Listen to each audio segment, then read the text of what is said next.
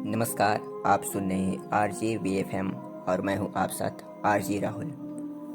काली रात का सच में आपका स्वागत है। आज की कहानी का टाइटल है एक बेचैन आत्मा। ये बात गर्मियों के दिन और सन 1962 की है। उस समय मैं एक पहाड़ी गांव के स्कूल में मास्टर था।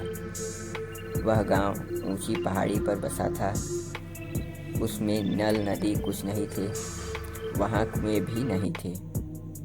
उस गांव में एक नाला था जिसका प्रयोग वहाँ के लोग नहाने धोने में करते थे। इसलिए उस नाले का पानी हर समय गंदा रहता था। उस गांव से कुछ दूरी पर एक सुंदर झील थी। सब वहाँ जाकर उसका पानी भरकर लाते थे और उसी का इस्तेमाल करते थे। कुछ समय पहले की बात है। एक नई दुल्हन गांव में शादी होकर आई। शादी के थोड़े दिन बाद वह बहू अपनी ननद के साथ उस झील पर पानी भरने के लिए आई। अचानक पानी भरते भरते उसका पैर फिसल गया और वह झील में जाकर गिर पड़ी।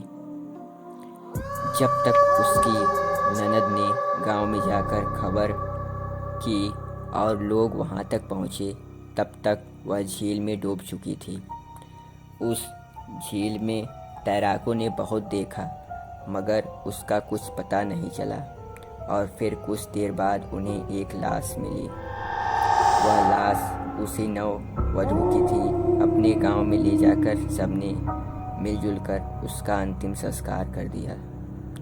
जिस दिन वह मरी थी, उससे 3 दिन पहले उसी गांव में एक आदमी अपनी बेटी को उसके ससुराल से लेने उसके घर पहुंचा, मगर उसको इस मौत की बिल्कुल जानकारी नहीं थी। शाम होने वाली थी। बाप अपने बेटी को लेकर पैदल चल रहा था। उसकी बेटी आगे आगे और उसका बाप पीछे पीछे। दोनों में तकरीबन 10 से 15 कदम का फासला था। जिस रास्ते से वे दोनों चले जा रहे थे, झील उसी रास्ते में पड़ता था। वह लड़की उसी झील के पास आई। उसने वहाँ एक औरत को बैठे देखा। ये वही नववधू थी जिसकी 3 दिन पहले इसी झील में डूबने से मौत हो गई थी। लड़की ने उससे जाकर पूछा, भाभी, तुम इस झील में पानी भरने आई हो? उसकी बात सुनकर कोई जवाब न दिया। उसने दोबारा फिर पूछा। उसके बाद भी वह कुछ न बोली और चुपचाप से सीढ़ियों से उतरकर नीचे की ओर जाने लगी। उस लड़की ने उस झील के अंदर जाते देखा तो वह घबरा गई और चिल्लाकर अपने पिता को बताया कि भाभी, मैंने अभी इसी घाट के ऊपर बैठे देखा था।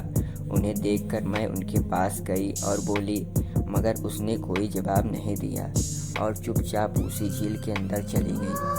उसकी बात सुनकर सब गांव वाले वहां जमा हो गए और जैसे ही उसके ससुर ने उसमें झांका तो उसे उसके अंदर कुछ नहीं दिखाई दिया, मगर कोई कूदता दिखाई जरूर दिया था, जैसे बहुत ऊंचे से किसी ने छलांग लगाई हो। उसको देखकर वह पिता भी भय से डर गया।